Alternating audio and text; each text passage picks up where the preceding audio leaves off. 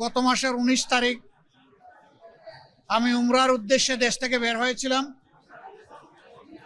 3 দিনে উমরা সম্পন্ন করার পরে 22 তারিখ সকাল 9টায় আমেরিকার JFK এয়ারপোর্টে আল্লাহর মেহেরবানিতে আমি পৌঁছি এবং সেখানে 8 দিন আমি বিভিন্ন স্তরে সরকারি বেসরকারি গুরুত্বপূর্ণ সংস্থা এবং ব্যক্তিদের সাথে বৈঠকে মিলিত হই।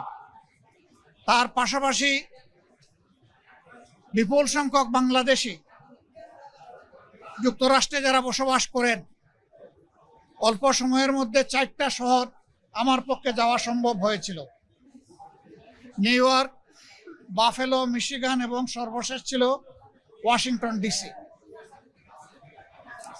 আমরা বাংলাদেশি প্রবাসী যারা আছেন তাদের সাথেও সেখানে মিলিত হওয়ার সুযোগ পেয়েছি, তাদের কথাগুলোও শোনার সুযোগ হয়েছে এবং বিভিন্ন ব্যাপারে আমরাও তাদেরকে আশ্বস্ত করে এসেছি।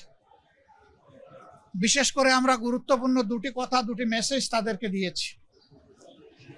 একটা মেসেজ হচ্ছে, বাংলাদেশ আমাদের সকলের দীর্ঘদিনের বঞ্চনা এবং নিষ্পেষণের পর, ফ্যাসিবাদী শাসনের পর বাংলাদেশ মুক্ত হয়েছে